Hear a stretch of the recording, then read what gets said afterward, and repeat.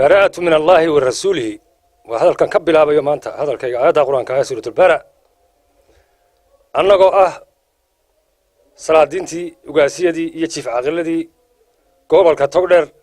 أهانا تاقرياشي حسبي قودين عود كسيي مركا هوري لا شقيي هل كان مانتا وحانو كاقا هالينا أنغو آن كو هالينين أف عد قارة يا أف حسبي منا لكن كو هالينا حقوق دي إيوه عود كييجي إيوه وحوي xorriyadeedii la boobay anagoo ka hadlayna waxa aan marka hore halkan maanta ka taageerayna oo ka soo dhaweynayna walaalaha iyaga reer Sanaag ee ku baaqay in sir la isugu yimaado magaalada Ceerigaabo aad iyo aad baan u soo dhaweynaynaa waan ku taageeraynaa waanu tegaynaa waanu ka qayb galaynaa kaas waa ka waxaan ka codsanayaa nimanka geeyay ciidamada militariga iyo police-ka iyo RRU-da geeyay Ceerigaabo si degdeg ah uga saaraan haddii ay uga saari waayaan iyaga ayaa yaqaan oo ka mas'uula wixii wadanka ka dhaca taasna waa taa inta waxaan ku darayaa Somaliland markaynu nahay Somaliland marxalado badan bay soo martay Somaliland waxa loola soo 26 ka sanadood ee ay dhisneed waxay soo martay marxalado kala gedisan oo Ilaahay naga soo gudbiyay dagaal aynu iska hornay baa ku jiray oo isdilay oo laga heshiiyay sharci baynu samaysanay iyo heshiis baynu galnay inaynu dimuqraadiyad u gudubno oo la isfaro lagu dhaqmo oo la isdoorto way dhici weyday taasu waa la isboobay oo waa la isu xoog sheegtay oo waa la isu bareeray oo codkayagii iyo karaamadayadii iyo sharaftayadiiba waxa weeyaan waa la afduubay maadaama ay caynkaa tahay nin kasta oo xaaraan loogu soo cimaamado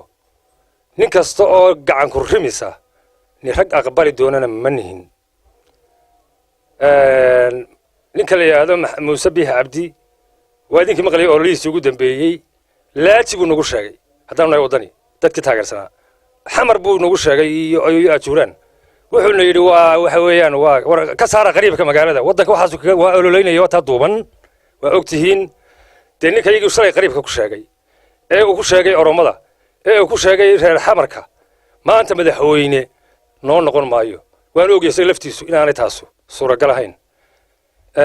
inta waxaan ku darayaa meesha la yiraahdo wixii wadanka ka dhacay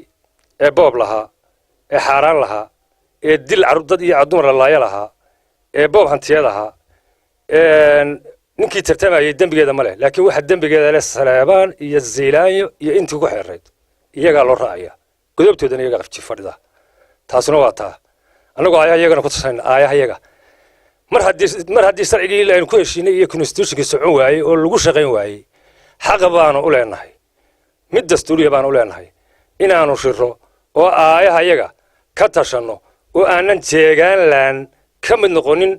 kuna jirin nana xukumaynin waana mahadsantihiin waxaan leedahay hadalka hadduu rag kaaga horeeyo waa waajibo de wuxuu maray waxba laguma tunto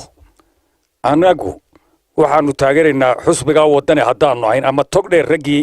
halganka soo galay ahayn arrintii si kastaba u dhacday way dhacday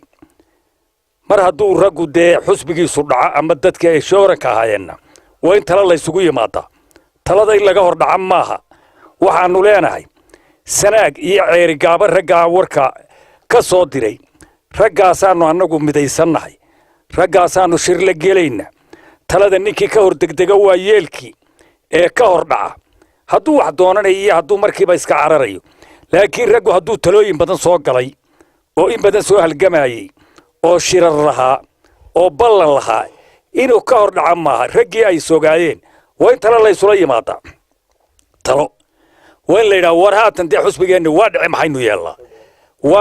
waa marmax aan tashanno go'aama waa inuu samaystaa aayihiisa waa inuu ka tashadaa laakiin in durba fadal dheertu iska yaacdo dee taas waa nama qabato waxaanu leenahay raggaa ayaanu annagu isku xidhannay haddaanu shillaanayna annaga iyo wixii naga tala qaataa waxaanu tegaynaa Ceerigaabo shirkaasaanu aanu gelaynaa wixii ilaahay nagu alhaamiye waxay nala noqoto maanu aayaha ka tashanaynaa wassalaamu calaykum waraxmatullaahi wabarakaatu الحمد لله رب العالمين كل ده شركة شروحنا نقبلنا أم كهذلنا وحويان لبا قضب doorashadii dhacday waxa weeyaan aynu soo marnay oo aan hab xalaala oo musharax madaxweyne oo ku tartamaya af qabiil iyo jeegaan la isku dhiibo ay barnaamijkiisu ay hayd tii uu bana rumowday madaxweyne Silaayi halkaas soo taago wuxuu yiri isagoo laba nin oo musharaxiin oo muwaadiniin ay musharaxiin yihiin reer Shaxaaqi ayuu yiri hebel baan idinku ogaa hebel deebid godob muu gelin midna gashi laguma lahayn laakiin waxa weeyaan maanta cadaalad xumada kulmiyo horseeday ayay cirib xumadiis halkaas socotaa waxaan u soo noqonayaa shirka lagaga baqay gobolka Sanaag haddaan oday dhaqameedkii nahay awal bari ama waxa weeye reer tog dheerba anagu waan soo dhaweynaa waanaanu tagaynaa go'aanka xusbiga lagaga tashanayaa haddii xaaraan meel lagu fuulayana cid walba way ku fuulaysaa markaas oo madaxweyne kursiga lama kala lahade haddii cod lagu kala fuulayana taadeer kulmiyo anaga ka cod balnayne tahanoo saar meel hayn ha